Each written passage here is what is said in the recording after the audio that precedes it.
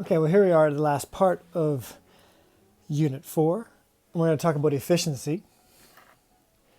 And efficiency is just basically a measurement of how much we're losing due to heat and sound, of how much energy it actually manages to keep inside the system as useful mechanical energy. And here's kind of our governing equation for this area right here. And I want you guys to remember the idea of out over in. So efficiency can be work out over work in, energy out over energy in, power out over power in. You can use any of those three. But you'll find out that in this lesson here, I'm going to emphasize the middle one. That tends to be the most successful for students, so I'll focus on that one. But think out over in. Now, to make sure you have a basic idea of what we mean by efficiency, let's take on a couple of cases here. The first one is what would happen if it was 100% efficient. As I'm sure you're well aware, that means we're not going to lose any energy. There's no loss of energy due to heat and sound. All of it stays as useful output mechanical energy. So therefore, the output energy will be equal to the input. Anything you put in will come out as useful mechanical energy. No energy is lost. If we get more realistic though, what if we had something that was actually 25% efficient? Like, let's say, a car. And what we mean by that is that only 25% will go to useful mechanical energy to move this vehicle. But the rest of it, the 75%, will be lost as heat and sound, as energy we cannot use for mechanical purposes, at least for a car. Good?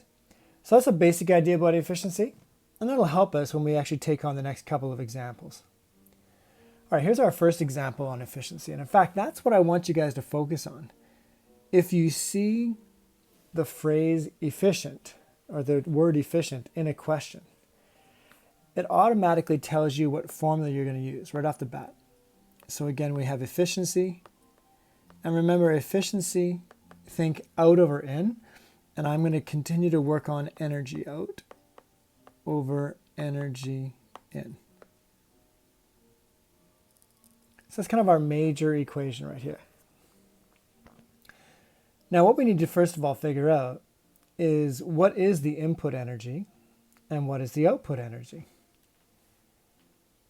So we start out with the idea of energy in.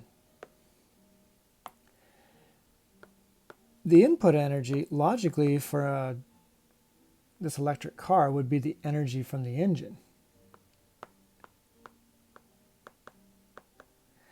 Now we're told this is a 140 watt engine. And you have to understand that 140 watts, that represents power. And down here, we're actually given how much time that this engine is operating. So we have the formula, I'll put on the side here, of power is equal to change in energy over time, or change in energy is equal to power times time. So that is a way of actually determining how much energy is actually being kind of created by the engine. So this becomes equal to the power of the engine times time, which is 140 watts. If you're interested, it's 140 joules per second times 3 seconds. And this comes out to be 420 joules. So that's how much energy is actually being created. Now, if it was 100% efficient, then all of this would go to the wheels as useful energy. But we know that it's only 80% efficient. So now we bring in our efficiency equation. So we know that efficiency will be equal to the energy in, which would be the energy from the engine, and then we have energy out. And if you look at it, just think about what we're trying to find. We're looking for the final speed. Well, speed is kinetic energy. So that's what this one's creating. The kinetic energy of the car is the ultimate output energy that we want. So if we cross multiply this, we get the kinetic energy of the car becomes equal to the efficiency times the energy of the engine. Now we're told that this efficiency is 80%. Do you know what that is as a decimal?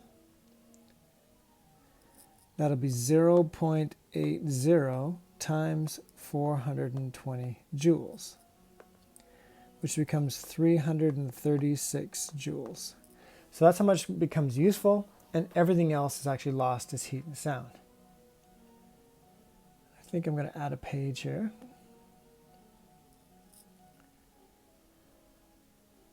To get to our last part. And why not? I'll just copy this question here.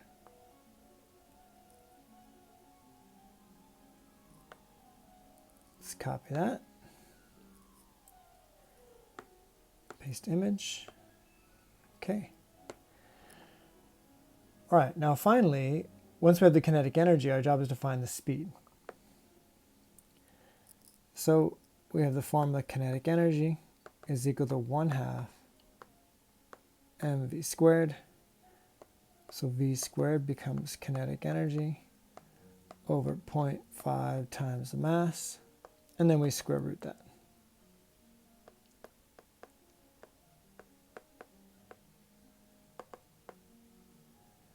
So the kinetic energy output was 336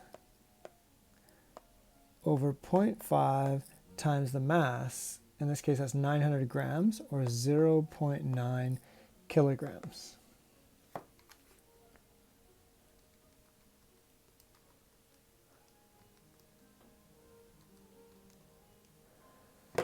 And sig digs looks like just 2, so I end up getting 27 meters per second. Okay. And you can see the key to the question here, first of all, is when you see the word efficient, think efficiencies out over in. And that kind of gives you the overall equation that kind of guides the rest of this method. And then just don't forget the idea of 80% efficient. That means that the output energy is 80% of whatever you put in. If you understand that idea, you're set. All right, let's step it up to a more excellence level question. So here we have an archer, and he's going to be pulling back on this bow with an average force of 800 newtons to stretch at a full distance of 40 centimeters. But then when it's released, the bow is going to be 60% efficient when it releases that arrow. And we're trying to figure out what maximum height that arrow would actually reach if it happens to be 60% efficient. Now, I do encourage you to try this question yourself first.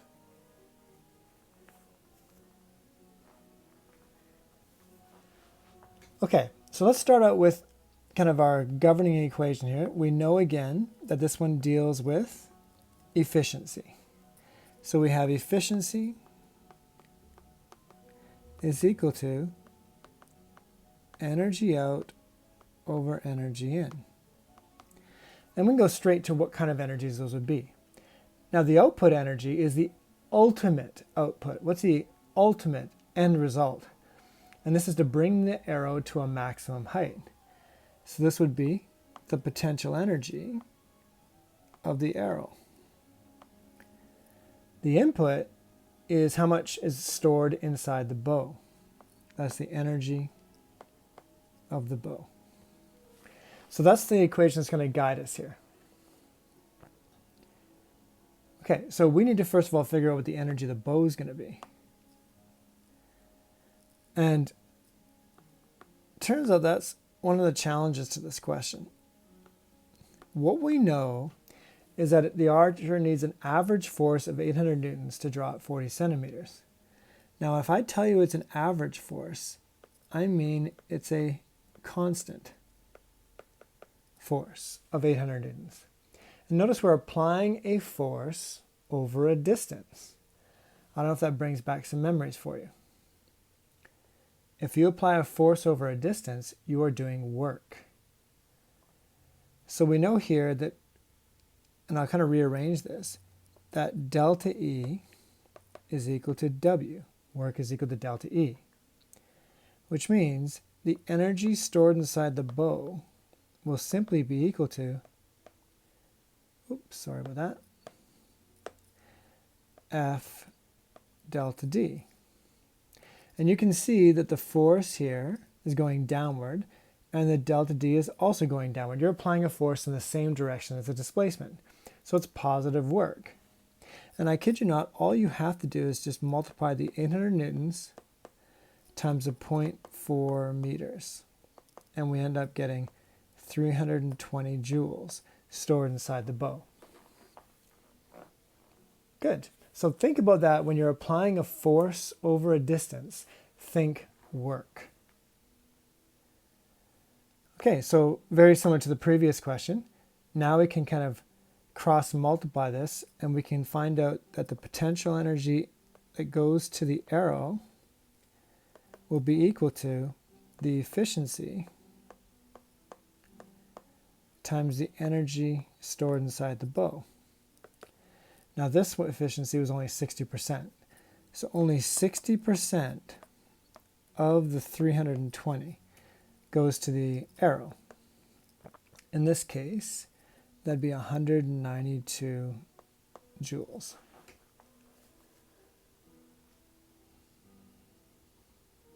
Good.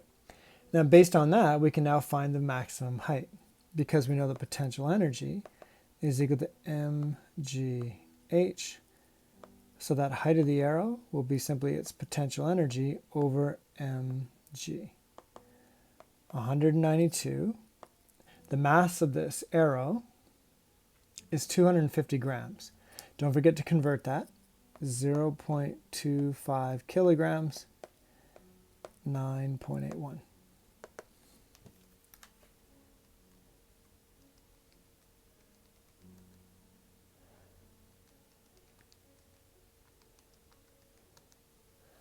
Sig digs, 2. So this one reduces to 2 sig digs. We end up getting 78 meters. Of course, this is assuming that there's no loss of energy due to heat and sound as it's flying through the air. Okay. Again, it all came down to efficiency is out over in. And I encourage you, look to see if you have applying an average force over a distance, and that will give you work. All right, you know enough to be able to answer all the questions in this homework. I wish you all the best on that and on the upcoming exam. I'll see you in the next unit.